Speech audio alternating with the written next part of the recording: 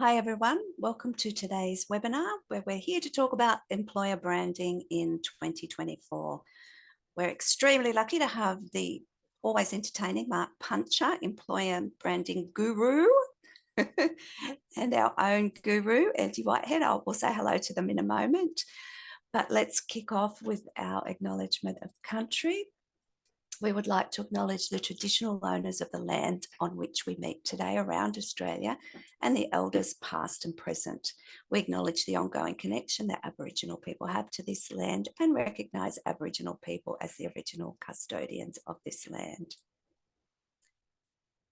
Okay, let's get started. So as I mentioned, we're here today to talk about employer branding in 2024. So of course we have the guru of employer branding himself, the CEO of Employer Branding Australia, Mr. Mark Puncher. Hi, Mark. Hello, everybody. Thanks for joining us. Thank you for your time. And also our very own LiveHire guru, Andy Whitehead. Hi, Andy. Hello, Karen. Hello, everyone. Thanks for having me. And I am, of course, Karen Bowness, the webinar moderator and the marketing manager here at LiveHire. So before we kick off with all the excitement of Mark's presentation, just have a few housekeeping items to get us going with.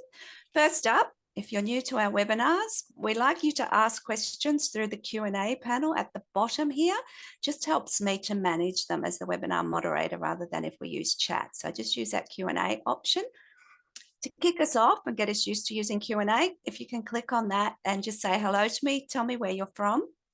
I've got some great merch giveaways for our rep to give away randomly, and I'll kick those off at the start. We've got some great LiveHire drink bottles, these really cute LiveHire ring lights, which help you look amazing when you do your Zoom meetings, notepads, and then Mark's got some wonderful merch packs as well. So if you're a winner, I'll just say congratulations, you're a winner, and send you a link, and I just need to get your delivery address. So if you could send that through, that would be amazing. Then next up, I wanted to tell you about the video recording. We are, of course, recording today's session. And if for some reason you can't stay for the full thing, everybody will receive a copy of that video recording. At the end, there'll be our usual webinar survey that pops up. If you'd like to give us some ideas on future topics, we always use those, and that helps us to create these amazing events we put on. If you'd like more information from LiveHire or to see a demo, see Andy in action doing his demo, then tick the box that says, yes, I'd like to see a LiveHire demo. And there's also an option in there, Mark's giving himself away for 20 minutes. So if anyone would like to take Mark up on his 20-minute offer. When you phrase it like that, Karen, 20 minutes of Mark Puncher, people would pay not to have to go through it. All right, we'll make it 17 minutes. There you go. Okay, so yeah, so a free session with Mark to get some tips on employer branding for your company. Our next event will be in early March. I'm still locking in that speaker.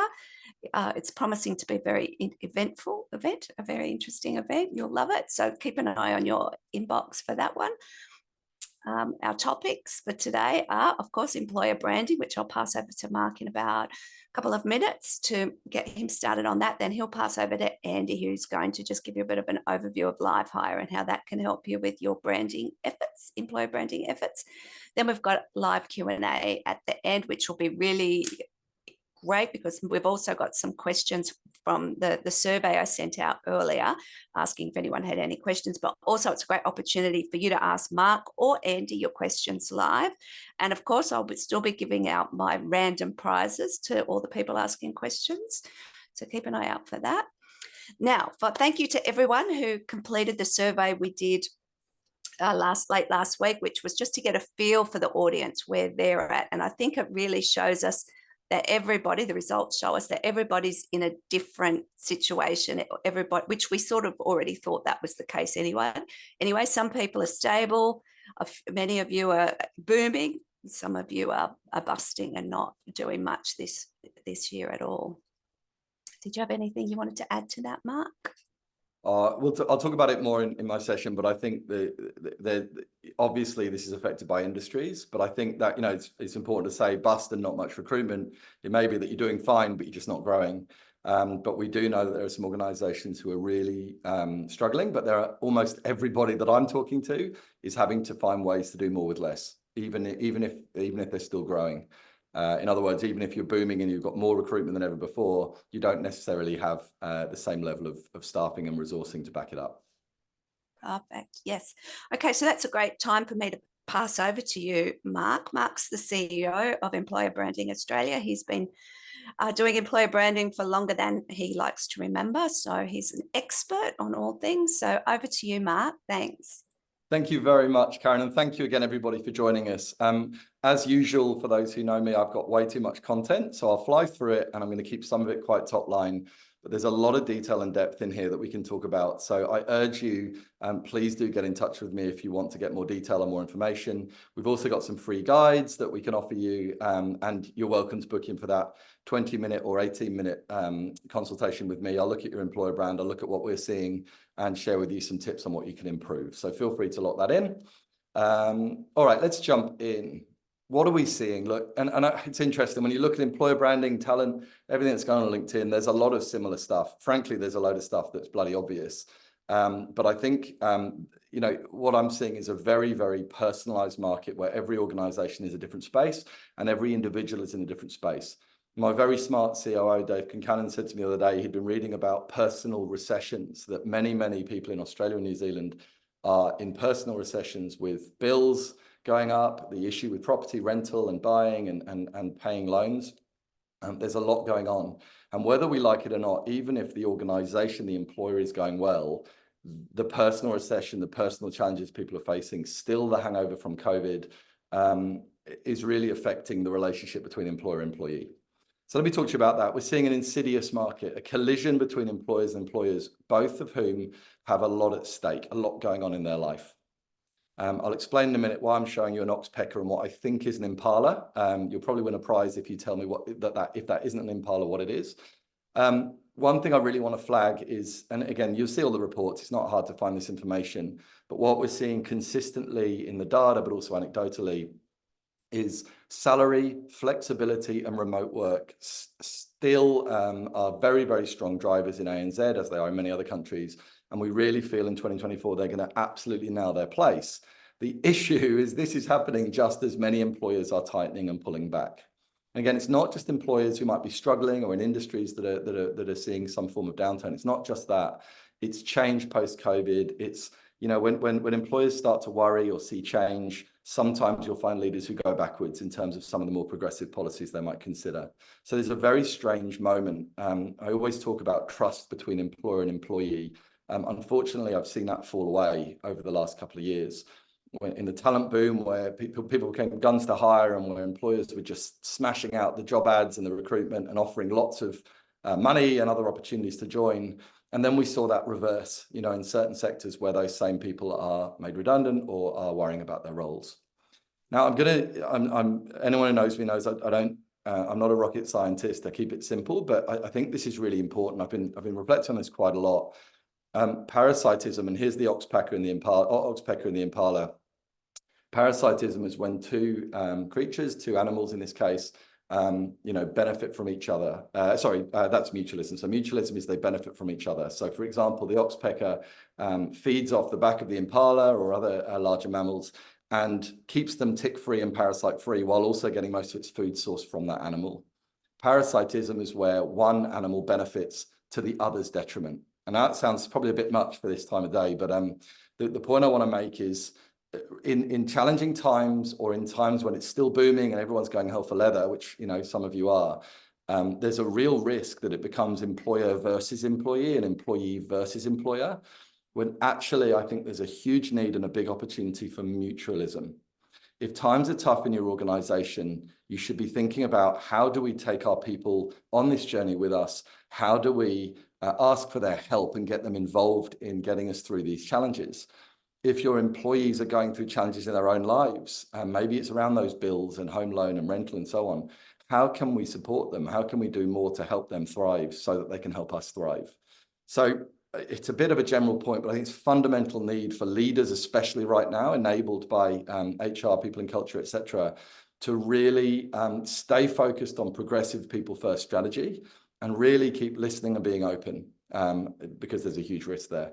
We had a great question from Paul around, this idea of people working in a hybrid or even remote working environment. Do we feel it's impacted employee engagement and workplace culture? 100%. Of course it has. And everybody has different views. But from an employer brand point of view, well, we always start not with a campaign, but with the employee experience, how people feel every day, the team you currently have, and then how you tell that story externally. So it's changed huge amounts. And if you're shifting that or being asked to shift that to, for example, return to the office, well, that is going to be a major risk factor for you. I don't believe that forcing people or encouraging people to return to the office is in and of itself always a bad thing. It's a popular view, and I understand that. And actually, we know that the more flexibility you can provide, the better in many cases. But what I will say is, even in a bad situation or where the news isn't positive around return to work or return to the office, I think a lot of it is about how you undertake that, how you strategically engage your workforce to talk about why you're bringing them back and what that's going to look like. All right, what we're also seeing naturally is some organizations aren't recruiting as much. Many are recruiting even more. Many, as we saw, the majority are broadly stable. And I'd say that poll reflects broadly what I'm seeing elsewhere. But there's no doubt there are more eyes on retention now, on how do we keep our staff, and more on workforce mobility, agility, moving people around, training people, repurposing roles and changing roles and so on. The retention piece is super important. I bang on about this all the time, but just having a high retention rate means very little. In fact, often it can be more of a problem than an opportunity. What matters is that they stick around, not because they're scared to leave you and go into someone else's probation period, or not because they're exhausted and too tired to find another job, but we want them to stick around and perform. So we've had a question that we're going to answer later on about how do you drive values-based storytelling and content to engage your people and get them connected and performing. And I really want to talk about that in detail later. We're seeing talent attraction cooling in some areas, apparently. I think there's a little bit of a red herring here for some sectors. It's not going away. It's still huge. Our unemployment rate is still unbelievably low, and people are still moving around. So I would be saying, and I know a lot of people in talent acquisition who are being affected right now by exec teams and boards making cuts in talent attraction, talent acquisition. It's completely the wrong thing to do. If anything, if your organization is recruiting less or not expecting huge growth, this is your opportunity to get strategic. You invest in the longer term, you invest in the strategic stuff that I guarantee that anyone who's been booming on talent for the last couple of years, I guarantee you've had no time to do anything for the longer term and for the stability and to consolidate what you're doing. Think about your candidate experience. Think about your recruitment marketing. Think about your employer brand. This is the moment to give TA a chance to get really strategic rather than just fighting fires and running around to attract talent. Talent in 2024 around AI. Look, you can't not talk about it. My observation here is that people in our sector seem to feel the need to either ferociously defend it or ferociously attack it, or promote it or attack it. It's the wrong approach. AI absolutely this year will become embedded in the mainstream of employer branding, of talent acquisition, of engagement. It's positive, in my opinion, as an opportunity. It is also challenging and complex. It's very unknown, but folks, it's inevitable. So stop trying to, if you provide employer branding services or marketing services, stop trying to justify your worth as a human versus AI. It's not going to work. But equally, my advice later on is start playing with this stuff, start seeing what it does. It's a huge opportunity in employer branding and wider marketing, brand and engagement around using it to deal with data more efficiently and more effectively, not necessarily more robustly. There's some risk associated there. Definitely in scaling content and certainly content amplification and cascading content and streamlining other admin. There's a huge opportunity there. Is it an exciting strategic tool for HR, for people and culture, for employer branding, for marketing? Yes. Is it something you can trust? And is it something you can immediately replace employees with? I would argue no. And maybe it will in the future, maybe things will change, but right now be very careful. The mindset that you take to AI this year is going to be absolutely fundamental. Why am I showing you a Tesla? I'm very fortunate. I have one of those, and it's wonderful, and it definitely drives better than I do if I let it. And I enjoy that, and I get to drive in this car, and it's very intelligent. Do I let it drive all the way and take my hands off that wheel? Absolutely not. Partly because there's still plenty of work to do to ensure this is safe, or partly because it's illegal. but also because I don't know where this Tesla, what the intentions are of AI, in the same way as a Tesla. I don't know who created it and what their motivations are. So I'd love you to have a think about that with AI. I think, same as social media, they are tools, they are platforms, they are opportunities for us. We should not be letting them take over, and we should not be putting all our trust in them straight away. I think 2025 will look very, very different to 2024. All right, let's talk about employer branding. Employer branding, especially now, and it always has been, but especially now, is a super powerful tool for driving deeper connection and pride and better performance from your team. It's not just about keeping them, it's getting them performing. If you are booming and going hell for leather, employee advocacy within your team is vital. If you are struggling, it's even more essential. So if you want your organization to survive through tough times, to stay strong, to keep coming back, if you want to ask your people to flex and to change and to be agile, to give more potentially, that's about connection and pride and advocacy. So employer branding can play a huge part in doing that. Of course, it's also great for recruitment. I would argue now more than ever, it's not about smash it out and just put out a load of content. It is about targeted, strategic, authentic talent attraction. It makes me laugh a little bit. There's a lot of people out there saying that, authentic employer branding is the key for 2024. It always has been. You know it, I know it. If you're out there putting out nonsense, not only will it not be effective, but it will also cause you problems further down the line. Now is the time to see employer branding as a tactical solution to give you some uplift now, but also for that longer term. Here's one that not many people are talking about. Employer branding has always been, and recruitment marketing and showcasing your careers and your culture and your people has always been a great way to win business. There is no better way to get people to put their relative into your aged care residency, or perhaps to get somebody to use your services, than showcasing the people who are supporting their parent, their relative, or that client. I met somebody very early on in my career who ran a construction business, and he said, "Mate, anyone can build a road. What matters is the experience you take the client on. It's how you build it. It's how quickly you get there. Do you deliver on what you've promised, and how does it feel for the client?" And that is about the people, of course, the people you have, but it's also about how those people feel and how they behave. So when we get this right, we drive up that performance, we drive up that engagement, we're winning as an organization. When we attract the right people in, and when we showcase the care and quality and connectedness of the people who are doing the work, there is no better way to actually kick on with your commercial marketing goals and to drive business development and sales.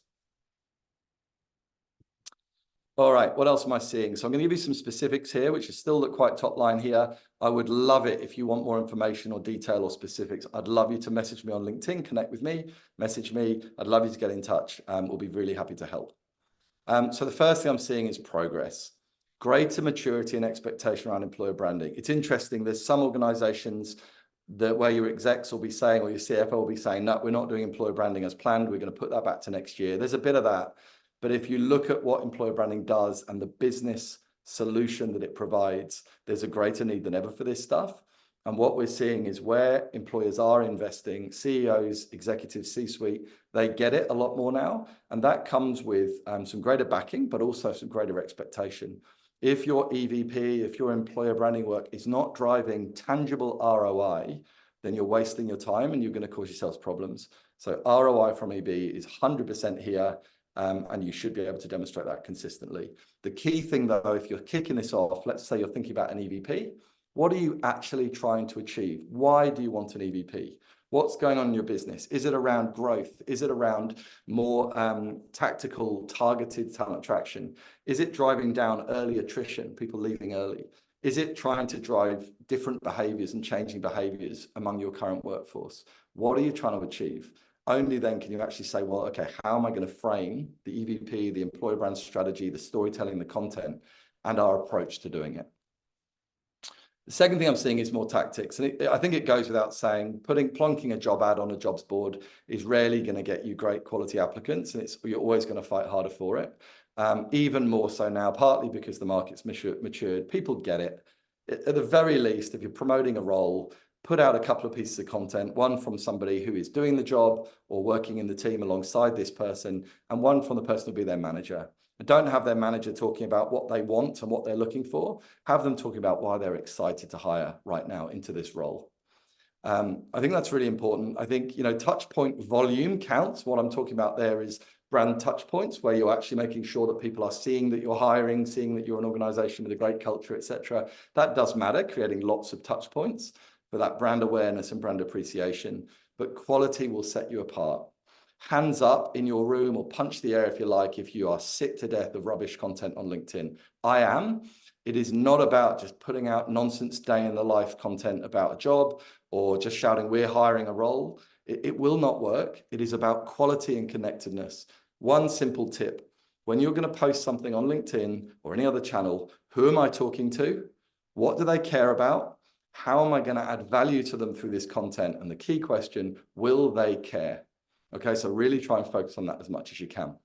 So my recommendations are, this year especially, focus on brand building and ongoing conversation, which is your socials, ongoing and other conversations, through relevant content-led marketing, so getting that out on socials elsewhere. Smart talent pooling, 100% recommend having a look at LiveHire, and I'm not required to say that.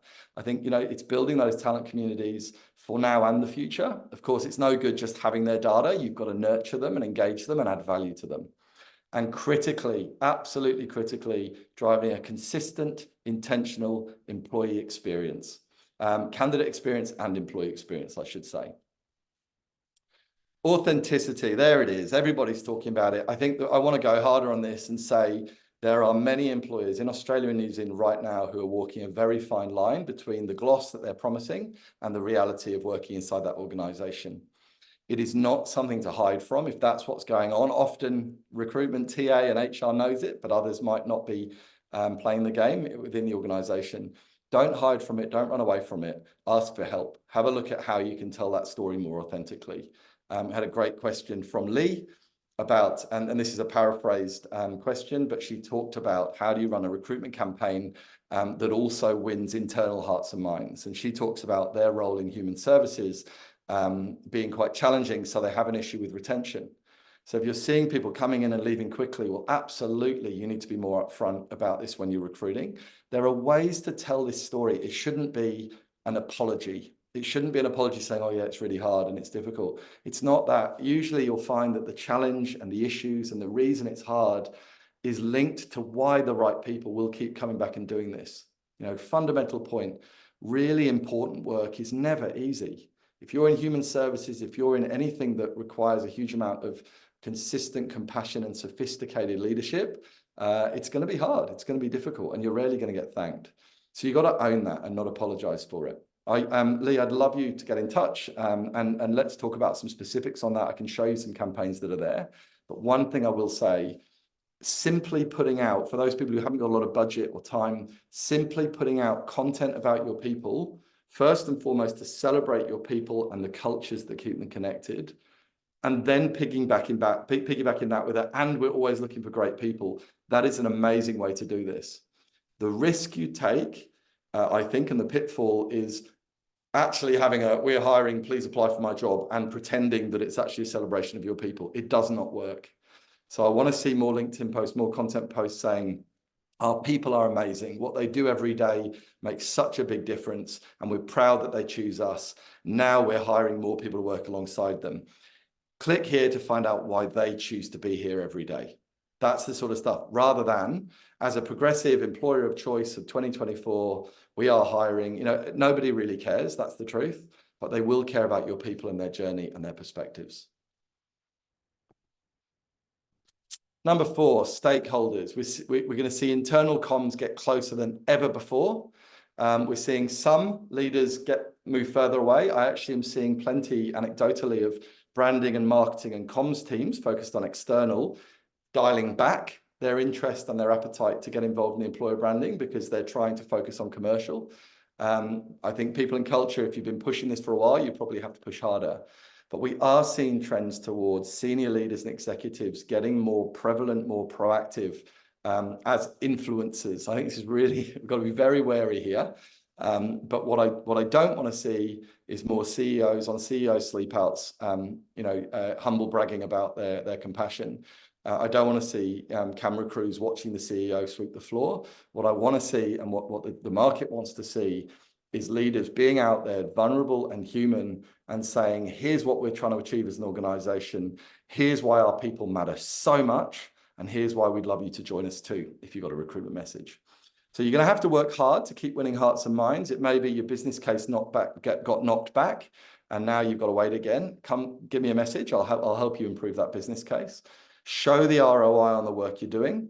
Don't try, and if you're trying to get hiring managers, team leaders and so on to engage, don't try and hit them all. Go with the ones who are already engaged, prove that it works, show the results, and others will follow. Now, humanize. Of course, we need to humanize. I saw a recommendation saying you've got to try and humanize your leaders. That scares the heck out of me. If your leaders aren't human, then you've got no chance anyway. But absolutely, let's make sure that those really authentic leaders, that we don't give them scripts when they're on video, that we don't let them rehearse what to say, that we just capture them naturally speaking as they do in the day-to-day in the office or online with their teams. Okay, number 5, David versus Goliath. This is really exciting, I think. We've seen this for a long time, and everybody knows that I put a lot of emphasis on helping smaller businesses, medium-sized businesses, and organizations who are less glamorous. I want to help them tell their story as well as the bigger players. What we're seeing now is more and more of those 300 to 3,000 person employers really jumping and getting involved. We're helping some 50 to 100 person employers do this stuff. And it's great. My message to you really strongly is you have a really great story to tell. You don't always have the budgets. You don't always have the capability in-house to do it. I get it. But you have a real purpose. You have a real story. And I would argue, and I say this all the time, if you are competing against larger employers for talent, I believe you have the upper hand. We always bring it back to Abraham Maslow and his hierarchy of needs. People want to feel of consequence. They want to add value and make a difference. They want to belong. They want to feel valued and supported. Where are you more likely to be able to feel those things, in a smaller business or a larger one? So I'm saying to you, just jump in and get it started. If you want some tips on that, send me a message. I'm happy to share.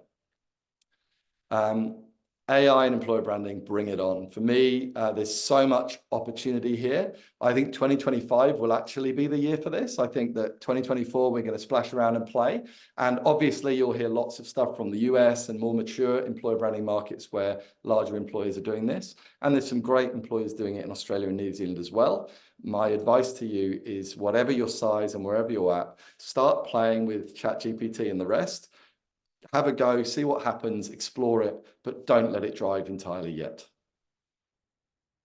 The last thing I wanted to share before I stop talking is just a mindset shift around EVP. There's a lot of people saying they want to do an EVP, but they don't really know why. Certainly leaders are getting the memo, but they don't know why. Again, what are we trying to solve? What are the business opportunities we want to grab through doing an EVP? Why? And I would love you to think of an EVP in 3 ways. An EVP, when it's done properly, through proper research and discovery, through great thematic analysis, through really strong crafting and creation, and then the amplification, an EVP should be a magnet, a compass, and a blade. It should be a magnet because it should help you attract the talent you need and, frankly, put off the people who aren't right for you or for whom you're not a great choice. It should be a compass as a blueprint to say, this is what our people are telling us they want. And when we're at our best, this is where they're happiest. These are the things that we're delivering when they say, yep, this is us at our best. So these are the things we need to consistently deliver in terms of the talent offer, what you get from working here, functional, cultural, social, emotional, but also in what it feels like to work here. So when you've done an EVP properly and you have a proper framework, not just a slogan, you will see exactly the blueprint for the stuff that your people and culture and your leadership folks should be focusing on to keep your people engaged and performing. It's that simple. Why is there a blade? It's very simple, folks. If you go out there and dial up the noise and promise the world and say, we're an amazing place to work and here's why, it is a very, very sharp blade that you can cut yourselves on. My advice is, don't be afraid of that, but be aware of that. Start talking about not just what's great and what you love and at your best you're this, but talk about the journey you're on. your journey, where you want to get to, and what that means for your people is a huge attraction factor for the talent you're trying to recruit. And critically, bringing it back to the all-important retention and performance, when you're clear on what matters to a candidate, not just to your market, and how that's going to fit with what you can deliver, and when you consistently find ways to deliver that more and more, you will retain that employee, they will stay connected, they will be an advocate for you, and they will deliver success with this organization. So I'll stop there. Welcome to jump in for the free consultation. There's a survey at the end of this. You can click the button or whatever. You can message me on LinkedIn. You can contact us. You can scan this QR code and get some guides. I hope it's been useful for you. Again, loads and loads of detail, and I'll answer your questions once we get through. But I'm going to hand over to Andy, the amazing Andy Whitehead, who always puts himself down, but is a real authority on talent pooling and talent communities. So thanks, Andy. Thank you, Mark. Yeah, good to be here. Really insightful, Mark. I've jotted through a few notes down that I'll refer back to as we go through. But this is the part of the session which won't go for more than 10 minutes, where, of course, we always have to do a little bit of a sales spiel about the technology that sits behind all that employer branding effort that Mark and his team help you bring to life. Just, you can see my screen there, Mark. Okay, just nod, thank you. One call out here is that LiveHire is that destination that talent comes to when they're engaged with your brand. So whether that comes from your referrals or your job ads or your website or other social sourcing that's going on, we want you to be able to not just give people a place to come to, but give them a really tailored experience dependent on the source that they're coming from. And so these landing pages can be really configured with different wording. To Mark's point, it doesn't just have to be a slogan, but a way of talking about the authenticity of working for you in that particular type of role is within your organization. So we want to help you express that, bring that to life, but ultimately just make it really easy for candidates to connect with you overall. So that's why you see things like social sign-on and the utilization of a federated candidate profile. So they're not having to go in and recreate that thing again that they just did for, Nissan down the road when they come and engage with you. Let's let them use their own authentic self as well. Also important for things like those, senior leader influencers that are coming out, give them a way of, or a method of having a call to action in their way of going to market. So people are engaging with them. Well, they need somewhere to come to, and they need a way to get that hand-holding experience. And that's what the recruiter's job is a lot of the time, is to, your senior leaders are busy, they've got a lot on, but you need as a recruiter to handhold those candidates and make sure they're getting that really tailored, nurturing experience as well. And so we make that really easy and straightforward for you to do. Now, within the LiveHire platform, from the back end, we want to give you unparalleled candidate visibility. So a lot of information about who a person is, how they've engaged with you in the past, the messages, the notes, the tags, the talent pools, the organization you've done of that individual within the broad ecosystem of talent that has engaged with you. And that's, all talent, internal, external, contractors, alumni, you name it. It can be in your talent community. We want you to be able to engage with candidates really seamlessly and in a straightforward way. So two-way text messaging. Don't make them go and log into a platform. Let them text back to you natively from their mobile phones so that speed of communication is fast and straightforward. But also, we'll give you the power to adjust the messaging. So set up your own templates, play with them, adjust them. You might have done some EB work 6 months ago, and you're revisiting what it means to work within your organization because of changes that have happened in that time. You have the tools and the capability to go and edit the templates and the messages that you're sending out in bulk oftentimes, so that truth and that authenticity comes through in everything that the candidates receive. I mentioned internal, so we do map both external, internal, alumni, contractor. As Mark mentioned, there is kind of a bit more focus on internal mobility at the moment, on that how to retain talent over the attraction piece. So we play a bit in that space. Again, it comes down to talent visibility, organizing that talent and helping you understand what do people want to do, where do they want to go in their next career opportunity, powering things like internal job boards, but also letting the recruitment team be a little bit of a career concierge when it comes to things like targeted job invitations for those internal talent as well. We do also have a competency mapping tool around motivating the internal workforce. So helping people identify their skills gaps, where they could go, self-identification, of course, and you can augment that with other tools like an assessment tool provided by third parties, which also integrate with LiveHire. As you bring your EVP and branding to life, now these ones are pretty straightforward, but a little bit cheeky and fun. Again, we want to give you the calls to action so you can track and trace and understand what's happening with the way that you're going to market. One of the consistent messages I heard in Mark's talk there was the ability to prove the value of what you're doing when you're investing in EVP. And so we want to give you the tools to be able to prove that value and prove that outcome. And that comes through in analytics and capabilities available around reporting. We know that using things like building a brand and building a talent community works. So much quicker time to hire, much less people needed on a shortlist, which leads to less rejection, better candidate experience, better visibility of your brand. And Mark, you spoke about that idea of employer brand being a great way to drive business. The opposite's always true. When you don't provide that really nice experience for candidates, people don't want to do business with you. So making sure that we have less people on a shortlist to be rejected means less rejection overall, and therefore less people that are unlikely to do business with you again because they've had a poor experience through that application process. Few case studies to touch on. I'm very briefly going to show you the platform itself. I wanted to show just a couple of things. I mentioned analytics. So again, it's about being able to report on effectiveness of source. And what we mean by that is not just what are the sources that are driving candidates to apply for jobs overall, but what are the sources that are ultimately leading to hire. So what we see across our database is that while job boards do tend to be quite a large source of applications, they're not that good of a source of hire. You're doing a lot of screening out when it comes to people applying via job boards. Whereas it's almost the opposite when it comes to talent community as a source. Not as many applications because you don't need to invite as many to get people actually applying. But as a source of hire, it's incredibly effective. People come through, are hired. It's great outcomes there. We also build in benchmarks into all of our analytics so we can compare you to best practice of across the LiveHire ecosystem. So in this particular case, hires per shortlist, we're sitting about 15%. Okay. Best practice, better off being around that 25% mark. So some real visibility to drive you towards being better over time. From a talent pooling perspective, we want to give you lots of data on the individual and understanding of who they are, and then make it really easy for you to sort and segment that data. So that's what talent pools are, a way of the system suggesting people for you that might fit those particular talent pools, drag and drop functionality to talent pool them as you need.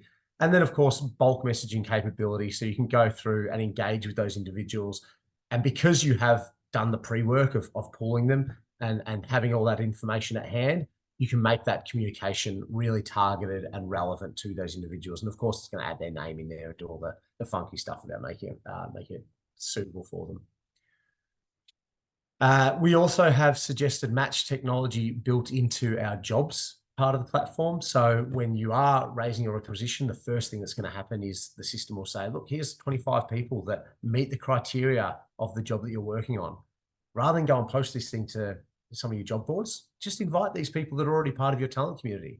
That might include contractors or internal employees, or we can turn that off for certain users. And then, of course, if your EB efforts are just starting up and you still need to tap into other sources, we can also include the live market, which starts to tap into that broader ecosystem of candidates that are just looking for work out there. And we have thousands and thousands of candidates within that broader live market talent pool to tap into as well. So that'll all do from me. We've got a little bit of time left for the Q&A. So thank you very much. I'll stop sharing. And Karen, I'll hand it over to you to go through questions. Oh, perfect. Thank you both for sharing your expertise with us. While I bring up the slide with the other questions, because I just have to grab that, I'll just ask some from, Andy's got it. Thank you. Thanks, Andy. So yes, these are the questions that were submitted last week when we sent out the survey. So let's start with Paul's question. Do you need to have a consistent presence on social media to be a successful recruiter? Over to you, Mark.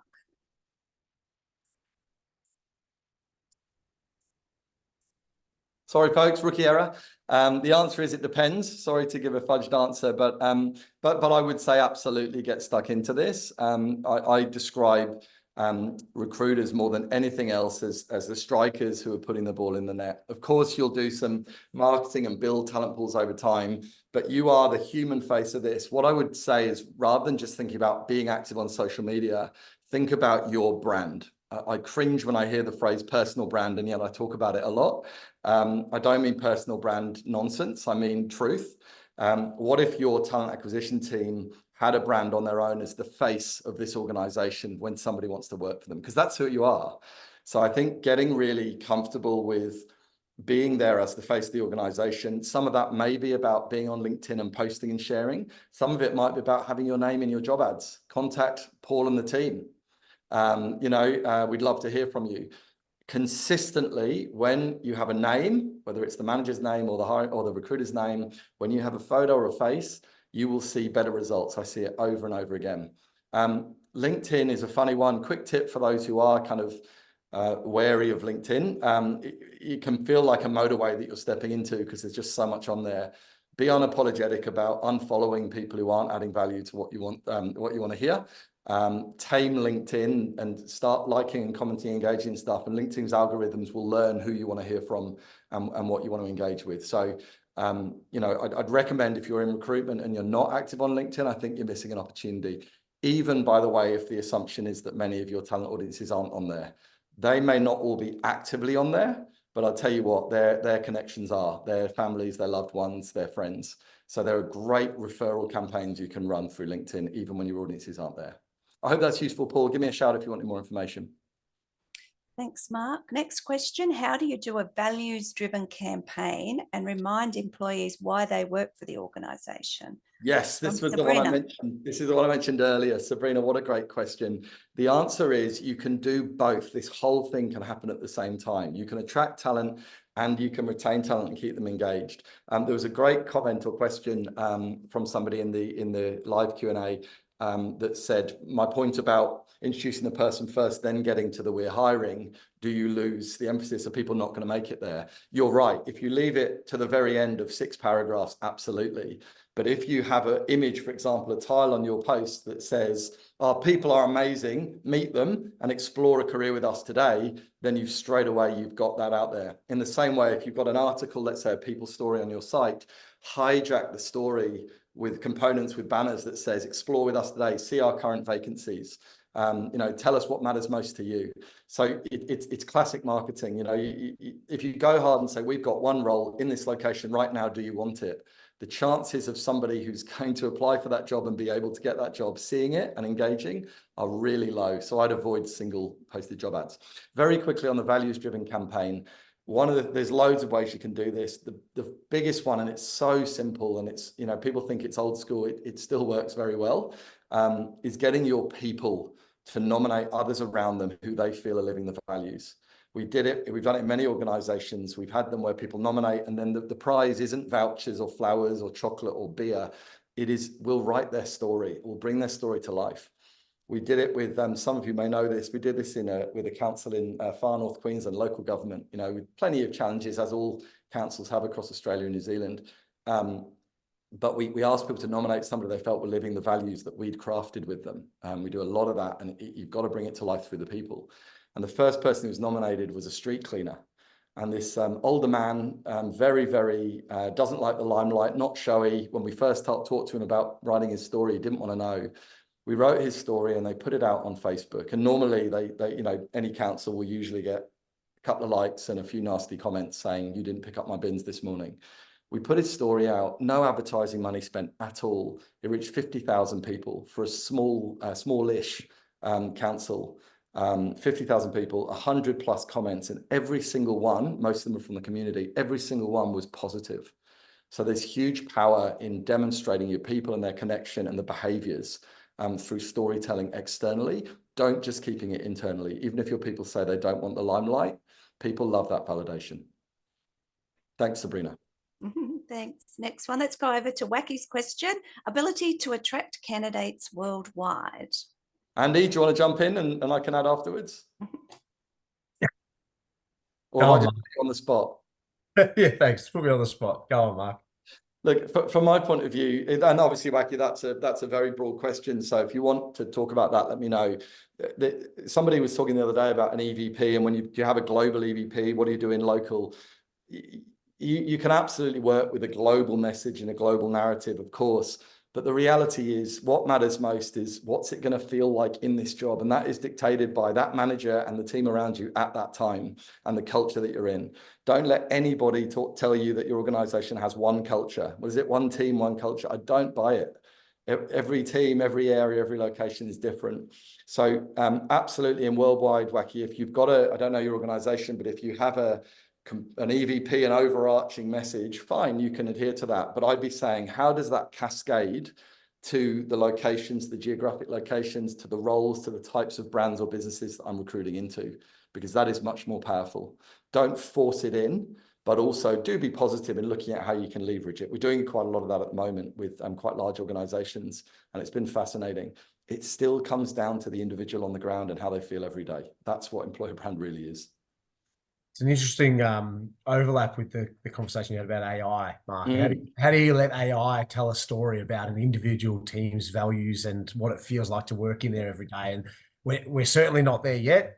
We can explore use cases to create that content at scale and make recruiters be able to do that in a much more tailored way across. But I think it's very much the job of the recruiter to tell those stories, individualize it for the candidate, but also individualize it for the team that you're recruiting for as well. You're absolutely right. And actually answering Amy's question at the same time, I mean, Amy, I'll get in touch with some thoughts on specific organizations who are doing it well. But the thought leader thing, there's a guy called James Ellis in the US who does quite a lot in this space. He's worth a look. And one of the things he was talking about the other day was we're using AI, for example, to say, review our careers site and tell us what the key messages are. So you can actually see, are you executing the right messages? So that's a great example. Review our competitors' career sites and tell us what messages are. There's a lot you can do in that regard with AI, again, as a tool to help you save some time. Is it going to be 100% robust? Is it going to tell you everything? Absolutely not. Remember that AI will only answer the questions you ask. So it's about knowing which questions to ask and how. But hey, give it a go, have a play and ask those questions and find out. Ask the questions. What matters most to candidates in the Philippines or in Australia, New Zealand? Don't buy it all. Pinch of salt stuff, but it will give you a data point that's worth looking at. Good point. Let's move on to Roz's question. How to prioritize your approach when there is a lot to tackle? What time frame would be ideal to complete this project? Yeah, thanks, Roz. Look, everything in employer branding is how long's a piece of string and how big do you want to go? So we've got some clients who work with us in a really small way, and we'll build some strategy with them, and we can add value to you in a couple of weeks, less. Then we have clients who might, if you're doing an EVP, broadly, it depends, but we've done those anywhere from around 8 to 10 weeks to maybe 4 or 5 months. It depends on you a lot of the time and getting your people engaged. If you're creating content, if it's written stories, if it's written content, if it's social media content, that can be turned around quite quickly. The thing you must do, though, that takes some time and thought is to actually, what you must do is start at the beginning saying, what are we actually trying to solve here? Build a proper strategic intent here. What is going on? Are we trying to attract? Are we trying to retain? Are we trying to do both? Are we trying to reinforce certain values and behaviors? And then what is the right play to get that done? I've seen organizations have uplift from one piece of content, really transform recruitment results. I've seen others who scale it and operationalize it over 3-4 months. And the last point I'd make is this is never done. I always say there are 3 key ingredients to employer branding: proposition, strategy, and storytelling. And the 4th one is process, systems, and habits. So things like the talent communities of LiveHire and what they're doing, those systems make it possible to scale this and sustain this. But it's the same with listening to your people. You don't do an annual survey and be done with it. It's how are we going to find a way to consistently hear the voice and the perspectives of our people and learn from it? How are we going to consistently find the stories of the moments that matter? And how are we going to consistently turn those into content that we can share internally and externally to drive pride, connection, retention, and performance, and to attract the future talent that we need? Perfect. Thanks, Mark. Can you believe it, Karen? We're on time. We're on time, and we've made it through all the submitted questions. Now we're moving on to the live questions. So let's get started with Kunal's question. How can organizational values be leveraged for building a better employer brand? Andy, I'll just jump in, but just shut me up if you want to talk about this stuff.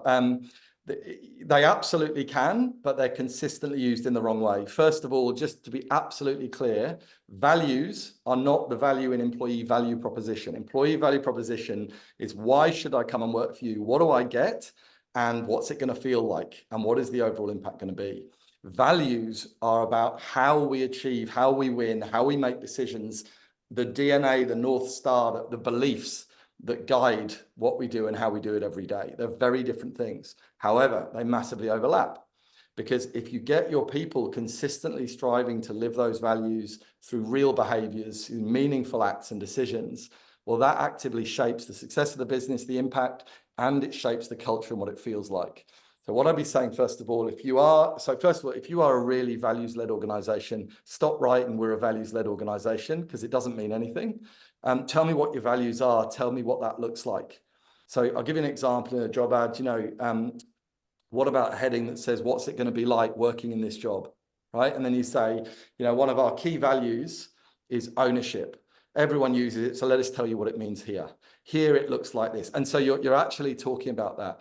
And then critically, here's what it looks like, and here's what it means to you. So we prize ownership above all else. So that means you will actually, you'll get to really take control of your role and your contribution to bring your skills to the table and see the impact that you can have. Then you're linking the value into what you get out of being there.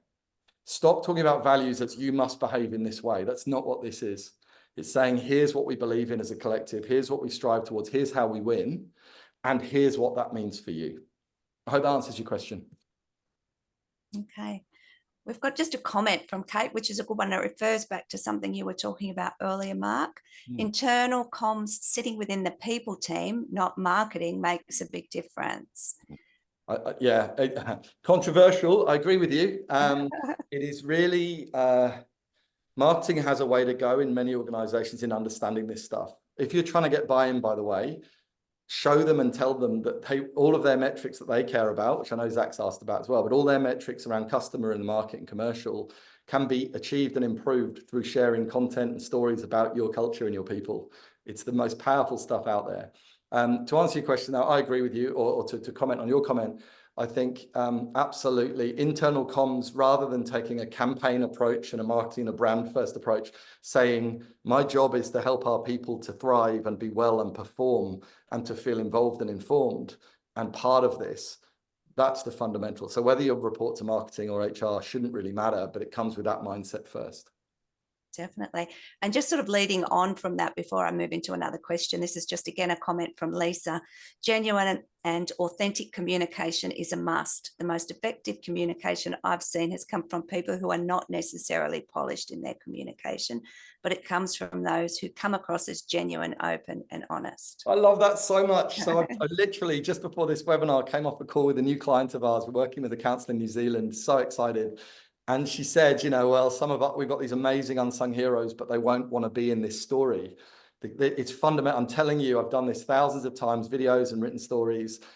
By far and away, the best stories are the people who tell me at the beginning, I don't want to do this, or I'm nervous, or I'm not very special, or why on earth would you want to talk about me? You got to make it safe for them. If you're asking someone to do it, tell them, if you don't like it, we won't use it. I tell them, when we do a story on an employee, we send it to the employee before we even send it to the client, because it's their story. So make it safe for them. And here's the clincher. When they say, oh, I don't want to talk about myself, say, no, you're not. This is your opportunity to celebrate the team around you. This is an opportunity to elevate other people, not just yourself. Okay, perfect. All right, I'm going to merge two together just to keep things moving. This is Zach and Rachel's questions. First part is, what ROI metrics do you recommend? Next one is, keen to hear more about how you suggest best ways to demonstrate ROI for a small, medium business, mostly focusing on talent branding using LinkedIn. Yeah, I reckon Andy will have some good stuff around the talent pooling and so on. I think from my point of view, I say before you get into metrics of how many people viewed the video, to be honest, I couldn't care less. What I care about is are we getting a higher volume of the right applicants that we want when we're recruiting? That's the first one. And when I say the right applicant, by the way, I don't just mean the right resume. I mean, they're actually inspired to join us for the right reasons. So are we getting a higher volume of applicants that we screen and then that we want to interview? What is our conversion rate from application to hire? Obviously, talent pool, talent community growing and becoming enriched is pivotal within there, which Andy can talk about. Definitely talk about reducing early attrition. If you have a challenge around people leaving quite early, you can absolutely affect that by doing employer branding, recruitment marketing, and candidate experience properly. And then when we get through what we talk about, depending on your organization, you may be able to measure time to consistent success or passing probation period or things like that. It's basically, when do they become an embedded, activated employee in their own right? And if you are employing the right people, not just on paper, but actually in their psychology and what they're actually understanding as they come in and what they're going to bring and how they feel, you will actually get those people performing more quickly. We do talk about overall retention as well. But again, I'd take that with a big pinch of salt, because having people stay with you isn't the gig. It's stay with you and perform. So true. They're the big ones. Then there's a load underneath around the size of your talent pool, your performance on your content, your visits to your careers pages. Don't bother with time spent on the page, because often someone spends a lot of time on your page because they can't find the thing they're looking for. That's not a good result. So I think really focusing on, what is the engagement we're seeing on our content? Is it converting to job ad views, to engagement, to applications? From a recruitment point of view, and what our clients are seeing is, when they're sourcing from their talent community, faster time to fill, less spend on job ads overall, less spend on recruitment agencies, because all of a sudden the hiring manager can come to the internal team and look at that talent pool and find the people they need without having to go and spend, quite a few $1,000s on an agency to help them find that person. Ties into higher volume of the right applicants. So you've got people in a talent pool, they're engaged, they're interested. You're more likely to get people that are going to perform when they've had that experience and that connection with you throughout the process as well. Yeah, I mean, all the things you said as well, Mark, will lead on from there. But yeah, from an investment in a LiveHire perspective, it's job ad spend, recruitment agency spend, recruiter productivity, and time to hire. Love that. Okay, let's move on to Ruby's question. Do you think that employers need budget behind a refreshed EVP strategy? For example, if some of our benefits need to be refreshed to become more attractive, or do you think it can be done already with the tools we have? What I love about that, Ruby, is you're talking about an EVP strategy, not as necessarily yet the articulation or the message, but actually the reality. What are we actually offering? I think there's loads you can do internally. A lot of the work we do isn't about, we'll identify if people are saying, we know we don't pay anywhere near as much, but that already. So look at the knowledge you already have, look at what matters. There is a tendency to look at the industry reports out there around what people want in 2024. That can be a data point, but be very careful, because what are we when we say people, who are we talking about? An aged care worker in their 50s in Perth, or a PR grad in Sydney, who's 20 years old? So I think use the data you have by all means, but be clear on what you mean by an EVP refresh. Are we talking about a refresh of the actual talent offer, how much we pay, whether we allow more flexibility or in different ways? Or are we talking about behavioral and cultural stuff, like investing in our leaders to actually lead better? Are we talking about actually articulating and being clear on what we offer? That requires investment. Whatever way you look at it, requires investment. I'm sorry to say, but I'm yet to see people do this internally or with a generic, brand agency, and do something that actually converts to results. It may be happening and I'm not aware of it, but that's where you really, if you want to really get this right, articulate this well, have a framework and build the messaging, you need to invest in it and you need a partner. I hope that doesn't sound too biased. Okay, let's move on to Amanda's question. When you talk about people leaders as influencers, how do you ensure everyone is sharing and relaying a consistent message without compromising on authenticity? Oh my gosh, I love this question. You can't force it. You don't tell someone what to say. Leaders will often ask you, what do you want me to say? Don't say it. I hear marketers all the time say, well, we're going to give them a cheat sheet and a script. It does not work. It really doesn't work. So the thing I'd say absolutely there is, if you've got an EVP, right, make sure that EVP is robust, is authentic, is real. When you have the right EVP and it's done properly, or even if you don't have an EVP, when you're talking about your core messages, when it's done properly and authentically, by default, when you ask an engaged employee or a leader in the organization to talk about why they work here, why they think others should, they will deliver similar themes to what is in your EVP without you prompting them, right? It's the same as values. People say, oh, people don't remember our values, or they can't recite them. This isn't a spelling bee or, you know, a test. This is about saying, what do we stand for as an organization? What matters most? So it's not about someone being able to say the EVP message exactly. It's about them being able to talk about why it matters. So think about it. Even if you're not investing any time or money in this, why do you join? Why do others around you? Ask the people around you why they join and figure it out. It might be about a high-performing culture. It might be about a supportive, inclusive space. It might be about a chance to go from here to here in your career. Figure out what those things are. Start to embed them in the narrative. Don't worry so much about the specific message. And then I'll get those leaders to talk about what that looks like in their team. I think it's brilliant and needed, not just allowable, for a leader to talk about their specific team rather than the overall organization. I think it's really important because each team is different, just as every leader and every employee is different. Thanks, Mark. I'm going to do one more question. There's still a few that we haven't covered, which I'll pass through to you, Mark, and you can just drop them an email or something if that's okay. No worries, folks. Happy to. Because we don't want to go over time too much. So this one, again from Wacky, how crucial do you believe employee retention is in optimizing the effectiveness of the surveys for upward feedback forms and fostering a continuous improvement culture? And do you want to go which sorry, and who was that one from? Sorry, the Wacky from Wacky. Wacky, yeah. Do you want me to jump in? Yep. I'll jump in. So look, I think the do an annual survey.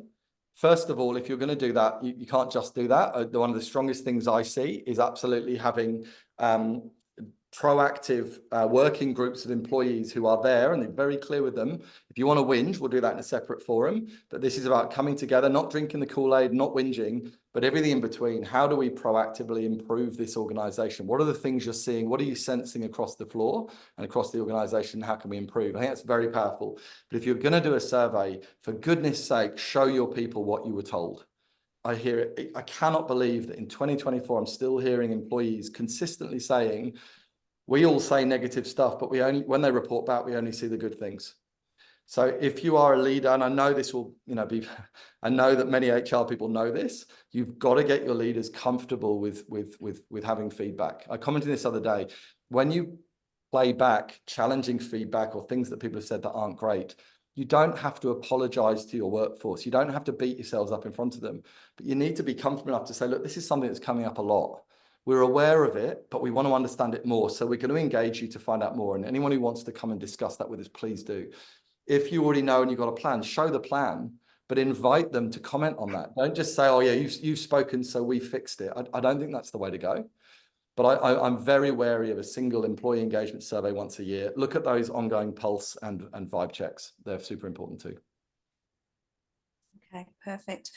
Okay, well, as I mentioned, I'll pass the rest of those on to you, Mark, so you can have a look at them. Sorry, everyone, we didn't have time to get through them all, but I know that everyone has a busy afternoon, so we don't want to hold you up anymore. Thank you so much for attending and being so interactive with us today. If you've won a prize, I've sent you the link, so don't forget to share your details with us so we can ship those merch packs to you. Thank you, Andy, for your time, and thank you, Mark, for your time. Thank you so much, LiveHire, Karen and Andy, and thanks everyone for coming along. And don't forget, if you want to see a demo of LiveHire, tick the box on the survey, or if you'd like to have 20 minutes with Mark, tick that box. Whatever they want. 17 to 20 minutes with Mark. He will contact you to organise a time that's convenient. So thanks again, everyone. Have a wonderful afternoon, and we look forward to seeing you at our next event. Bye. Thanks, everyone.